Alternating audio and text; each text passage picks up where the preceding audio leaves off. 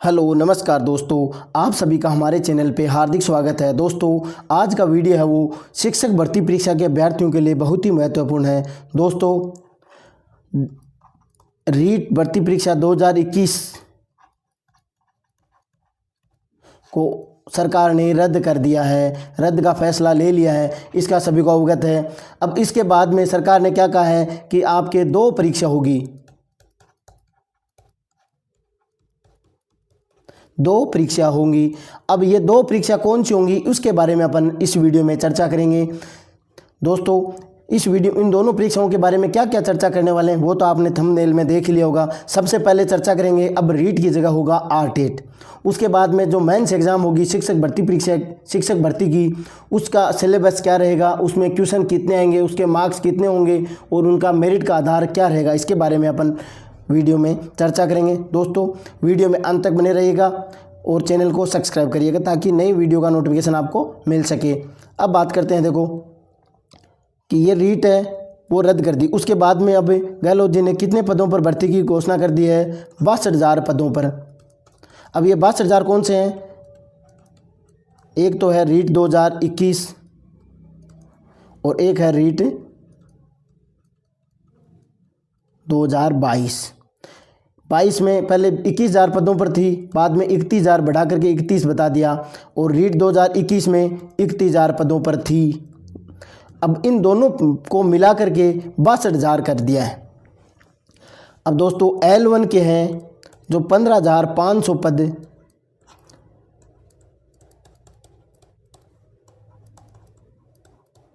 उन पर नियुक्ति प्रक्रिया चालू है, फॉर्म भरे जा रहे हैं।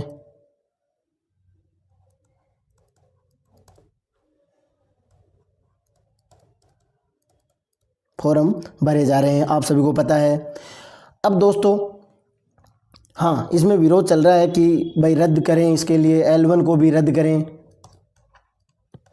और किरोड़ी लाल जी बता रहे हैं कि 140 प्लस वाले हैं वो 78,000 अभ्यर्थी हैं।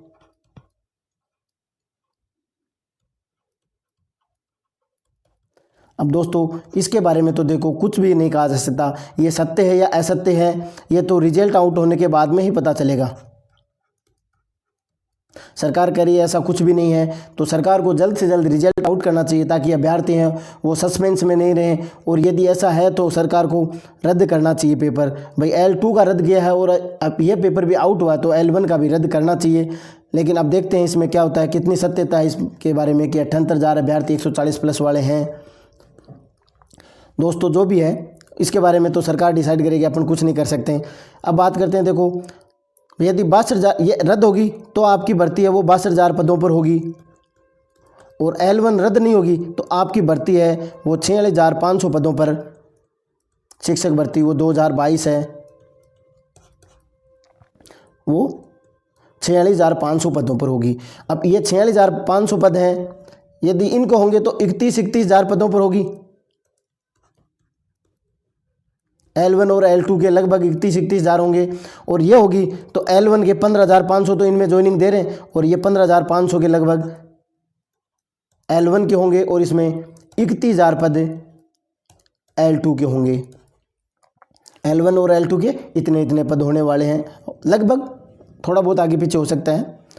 अब बात करते हैं, देखो अपने टॉपिक पे आते हैं कि अब रीट नहीं आरटेट होगी। दोस्तों पहले होती थी रीट, अशोक गहलोत जी के काल में 2012 में और आरटेट 2012 में और 2013 में हुई थी आरटेट और 2016 में और 2018 में और जो 2021 में उनमें हुई थी रीट। पहले दो भर्ती परीक्षा होती थी 2012 और 13 में, पहले एक पात्रता होती थी और दूसरी मेन एग्जाम, और इसमें क्या कर दिया एक ही परीक्षा। भाई रीट में क्या कर दिया एक ही परीक्षा, और आरटेट में क्या होता था पहले टेट पात्रता परीक्षा होती थी और उसके बाद में मेंस एग्जाम होती थी। और अब वही प्रोसीजर वापस से शुरू होने वाला है जो 2012-13 में गहलोत जी के काल में था। और ये वसुंधरा जी जिन्हें ऐसा किया और ये गहलोत जी के काल में 2021 में वापस हुआ, रद्द कर दिया। ये दो वसुंधरा जी के काल में हुई थी भर्ती और 21 में ये गहलोत जी के काल में इसको रद्द हो गया। आप सभी को अवगत है इसके बारे में। अब दोस्तों अब बात करते हैं इसकी। देखो रीट और आरटेट इसमें क्या परिवर्तन है, इसका सिलेबस क्या है दोस्तों। अब बात करते हैं अपन इसकी सिलेबस की। देखो आरटेट का सिलेबस, दोस्तों आरटेट का सिलेबस है वो वही है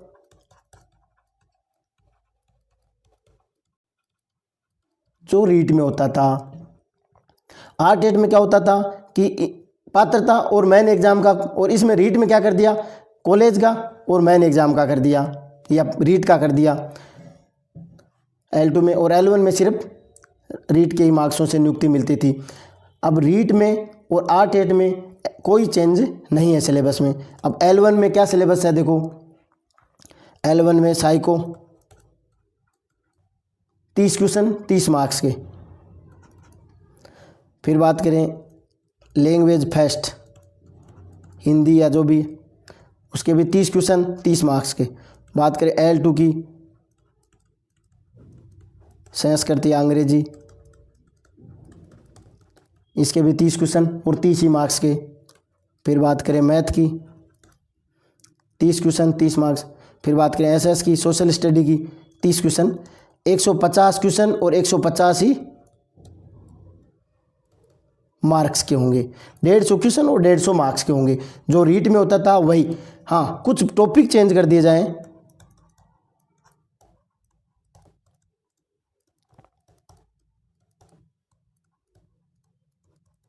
कुछ टॉपिक कम ज़्यादा हो सकते हैं, बाकी कोई परिवर्तन नहीं होगा।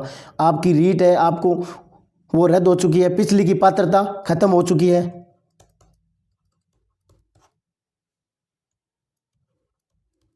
पिछली को 3 साल की क्वालिफिकेशन भाई क्वालिफाई है, वो 3 साल के लिए था, उसकी पात्रता की 3 साल की थी, और अब है उसको 3 साल कंप्लीट हो चुके हैं 18 वाली को, तो वो आपको पूर्ण हो चुकी और आपको ये भर्ती रद्द हो चुकी है L2 वालों के लिए। तो आपको दोबारा से आरटेट की परीक्षा पास करनी पड़ेगी दोस्तों।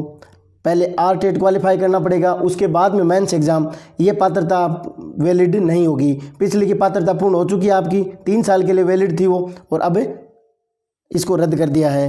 अब बात करते हैं L2 की एग्ज़ाम की। सिलेबस क्या है, सिलेबस वही है।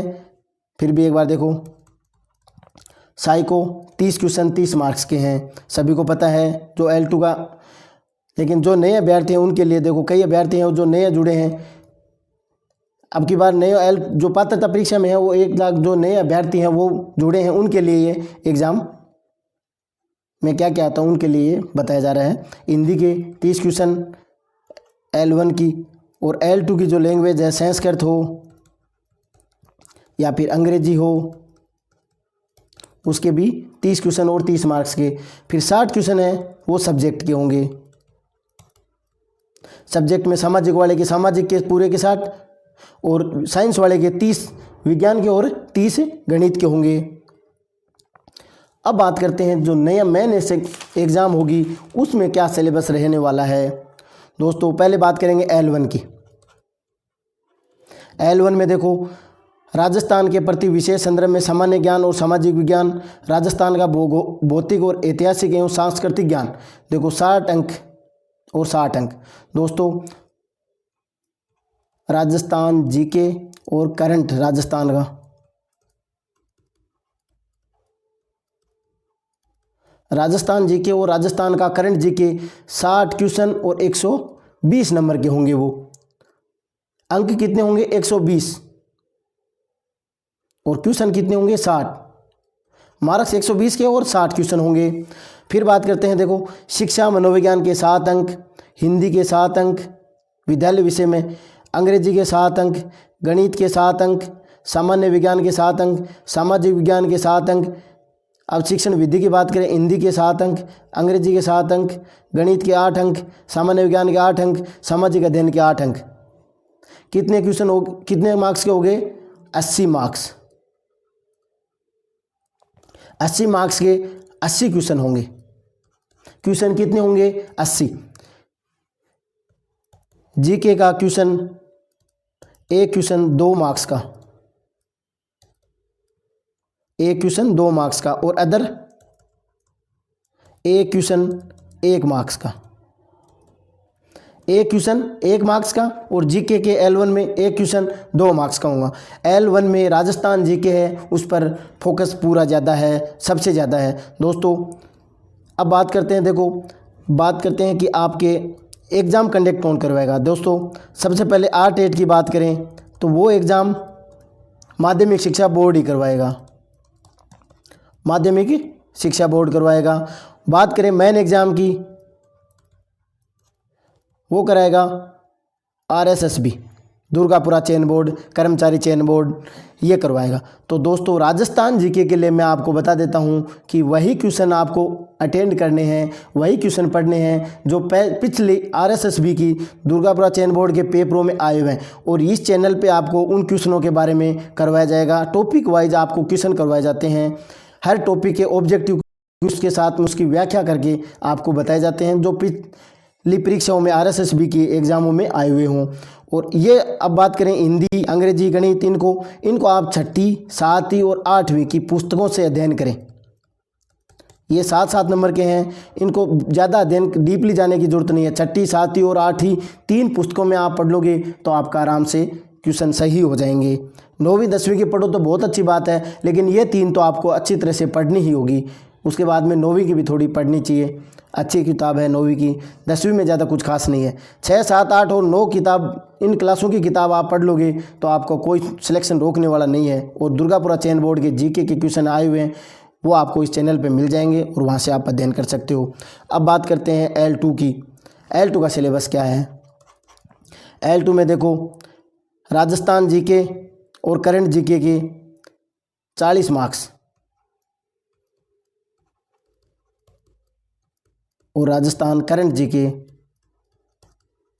मुख्यतः जीके ही आएगा। करंट जीके के तो 4-5 क्वेश्चन आएंगे दोस्तों, लेकिन राजस्थान के जो करंट के होंगे और जीके के होंगे वो 40 मार्क्स के होंगे, 20 और ये 20।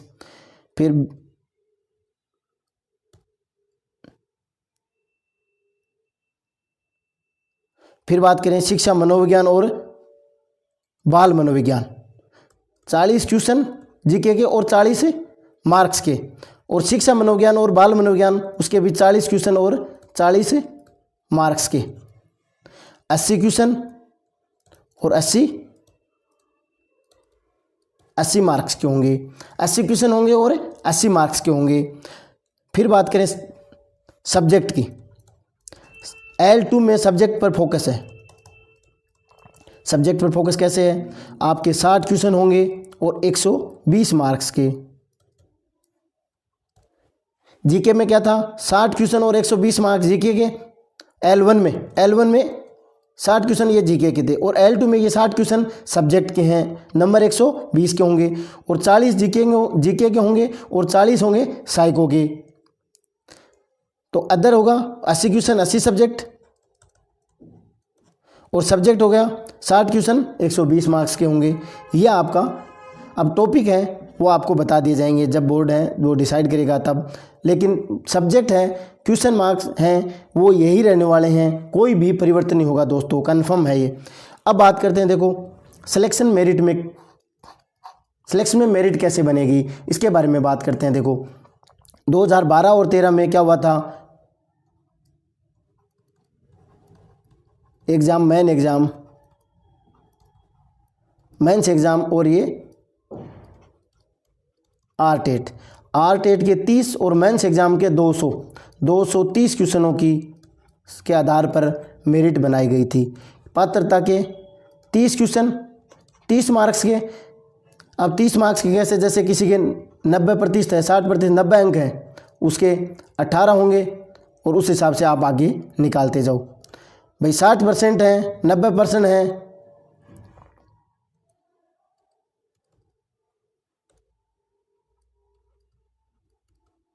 नब्बे अंक या 60% है, उसके 36, 18, 30 होंगे, और उसके बाद में जितने जितने बढ़ते जाएंगे उतने आपके जुड़ते जाएंगे, और इसके 200 उनके आधार पर मेरिट बनी थी। और अब की बार क्या होता है, देखो इसमें भाई पात्रता की 20 रखते हैं या 15 रखते हैं या 30 रखते हैं, जो भी होंगे, और ये क्वेश्चन इतने होंगे, लेकिन टॉपिक है आपके वही रहने वाले हैं, वही चीज़ होगी, कुछ भी परिवर्तन नहीं होने वाला है, वही रहेगा, क्योंकि वही गहलोत जी ने उन्हें वो उस टाइम एग्ज़ाम कंडक्ट करवाई थी और इस टाइम भी वही करवा रहे हैं, तो कोई भी चेंज नहीं होगा। दोस्तों उस समय 2012 और 13 में क्या हुआ था कि ये जिला परिषदों से थी, ये भर्तियां जिला परिषदों में थी। 33 जिलों में 33 पेपर और 33 जगह अभ्यर्थी बैठने के लिए फॉर्म अप्लाई कर सकते थे और बैठना एक जगह। तो उनमें अभ्यर्थियों को बहुत ज़्यादा दुविधा हो रही थी कि अपन किस जगह एग्ज़ाम दें, कहाँ फॉर्म कम लगे थे। अभ्यर्थी एग्ज़ाम के समय 10 से 15 दिन तो यही सोच करके ख़राब कर देता था कि अपने को परीक्षा कहाँ देनी है और क्या करना है, कैसे होगा, किस जगह मेरिट कम जाएगी, क्योंकि हर जगह अभ्यर्थी है वो सस्पेंस में रहते थे कि कहीं इस जगह में ज़िले में अभ्यर्थी कम बैठे, उस ज़िले में ज़्यादा बैठेंगे, इसका पेपर कम जोर आता है, पिछला पेपर ऐसा हुआ था, इस बार पेपर ऐसा आता है, और ये सोच करके बहुत ज़्यादा टेंशन में रहते थे। लेकिन अब की बार ये बहुत अच्छी खबर है कि आपके लिए देखो, प्रदेश के बेरोजगारों की 4 मांगों पर बनी सहमति।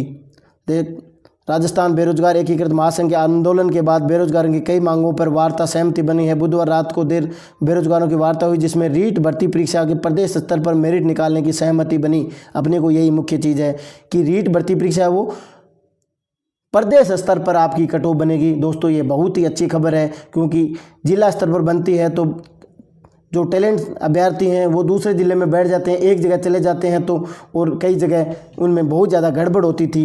अब इस बार ऐसा नहीं होगा, ये बहुत ही अच्छी खबर है। अब दोस्तों वीडियो अच्छा लगा तो ज़्यादा से ज़्यादा शेयर करें, ताकि ज़्यादा से ज़्यादा अभ्यर्थियों के पास ये सूचना पहुंच सके और उनको लाभ मिल सके। तथा अच्छा लगा तो चैनल को सब्सक्राइब करें, ताकि नई वीडियो है वो आपको उसका नोटिफिकेशन मिलता रहे। धन्यवाद।